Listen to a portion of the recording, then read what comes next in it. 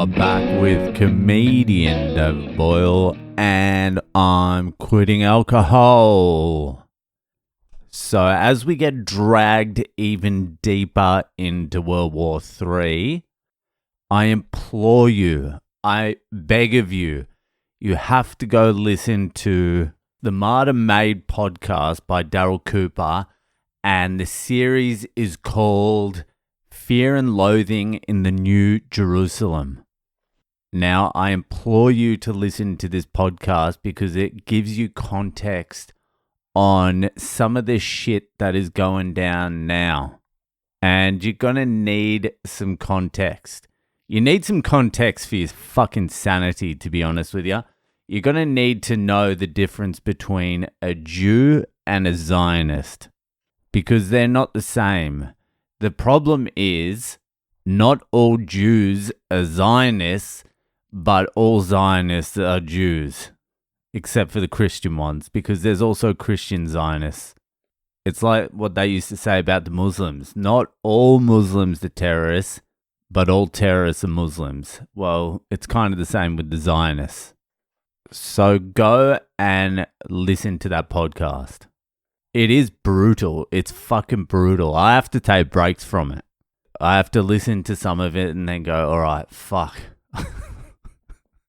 All right. I'm going to listen to some Bitcoin shit, cleanse the palate a little bit, and then I'll come back to more fucking horror.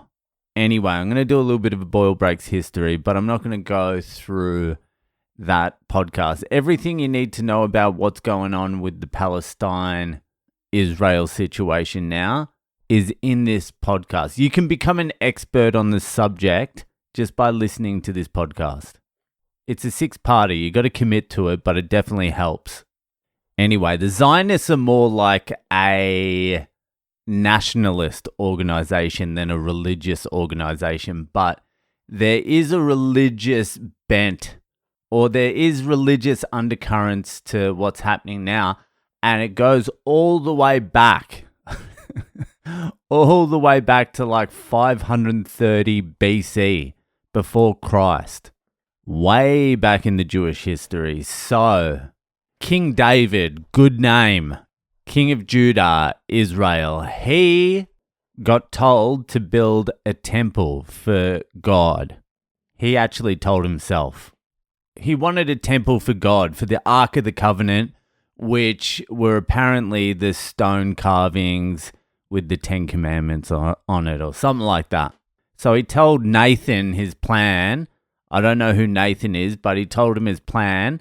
And Nathan was into it at the start, but then he was like, nah, God told me, or someone told Nathan, King David shouldn't build the temple because he had spilt too much blood. David was going on rampages and spilling too much blood, so he couldn't do it. So he waited for his son to be born, King Solomon. So once King Solomon took the reins from King David, he decided to build the Jewish temple, the first temple. It housed the Ark of the Covenant, and it was the main place of religious worship for the Jewish people, the people of Judah. Well, they had fun with it for a little while until the Babylonians came in and fucking smashed it, burnt it down, crushed it, and kicked out all the Jews from Israel, from Judah. I'm not too sure why the Babylonians kicked them out. Probably because they were being fucking Jewy. All right. So the Israelites, the Jews, were exiled from Israel by the Babylonians. And then for 70 years, they were not allowed to enter Israel. And then the Babylonians got conquered. And the cunt who conquered, I probably shouldn't say cunt if I want this shared. Oh, well, too late. The cunt who defeated the Babylonians said the Israelites, the Jews, could go back to their home place. Judah, Israel, whatever they called it. Whatever it's called, you know where it is. We all know where it is now. So after 70 years of exile, the Jews went back to Judah and they started rebuilding. And A dude named Zerubbabel. I don't know his name. It's Zerubbabel. Zerubbabel. Zerubbabel. Zerubbabel. I have no idea. But that dude decided we should build a second temple, another house of worship for the Jewish people. So they constructed the second temple, a replacement for King Solomon's temple, the first temple. So the Jews were loving the second temple. They were digging Judah and Israel. They were having a good old time of it. And then the Roman Empire cruised in. And I think the Jews were pretty powerful at the time. So they put up some sort of I think they told the Romans to go get fucked. The Jews were they were big at the time. I think they thought they had a chance. And the Romans were like, well, we'll take your go get fucked and we'll raise you a destroy the whole fucking joint, level it completely to the ground and kick out all the Jews for the next 2,500 years. That's literally what happened. It was the Roman Empire under Titus and they fucked Israel up. And the Jews left and never came back until let's call it 1908-ish.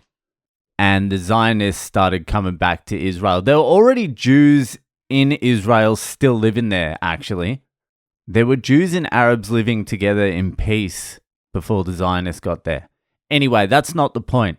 The point is, in the time between the Romans kicking the Jews out of Israel and destroying the joint, and the Zionists coming back, Islam had been created, and it just so happens that on the exact site where the second temple was built, and the first temple, King Solomon's temple, it's meant to be all in the same area, the Dome of the Rock is on there. And the Dome of the Rock is an Islamic shrine. It was completed in 691 AD after Christ. And it was built because it's the place where the Muslims believe the Prophet Muhammad ascended to heaven. And in this same location, the Dome of the Rock, which is also what the Jews and the Christians call the Temple Mount. But in this location is also the Al-Aqsa Mosque, which just happens to be the third most holy mosque in the Islamic faith, behind Mecca and Medina. So you see what's going on here? The holiest site in the Jewish religion now has one of the holiest sites in the Islamic religion built in the same spot. And you know that Wailing Wall where you see all the Jews crying and all the politicians? You see every single politician put their hand on the wall and start crying in their Jew hat. In their officially prescribed Jew hat. That Wailing Wall, that is a part of the second temple. That's the remnants left over from the destruction by the Romans. But I read into it and they reckon it's just the lower part. Like the bit under the ground, like the bricks under the ground, is still actually part of the second temple and the other stuff has just been rebuilt. So it's a big holy site for everyone. For Christians, it's holy. For the Muslims, it's holy. For the Jews, it's holy. But the problem is in the Jewish faith, for the end of times to begin, and I think it's actually in Christianity too. That's why there's some Zionist Christians. But for the end of times to begin, the Messianic era, a third temple has to be built. A third Jewish temple, which means Do you know what it means? It means if you're going to build a third temple on the site where the second temple was, you now need to knock down the Al-Aqsa Mosque, which is the third holiest mosque in the Islamic religion. And if you ask a Muslim person about this, they're like, yes, the Zionists, they say Zionists. The people I've spoken to don't even say Jews, they say Zionists. And here's an interesting thing to know. Jewish people, like real religious Jewish people, won't even walk into the Al-Aqsa Mosque because they don't want to be standing on their holy site. They don't want their feet to be treading and desecrating their holy site. So religious Jews won't go into the Al-Aqsa Mosque. Zionists go in whenever they feel like it. They don't give a fuck.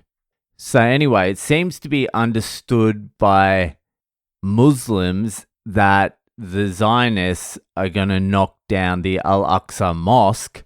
And I'm like, what happens then? And this is just anecdotal. This is just from asking dudes on the work site and shit. But they're like, oh, it's just going to be war forever.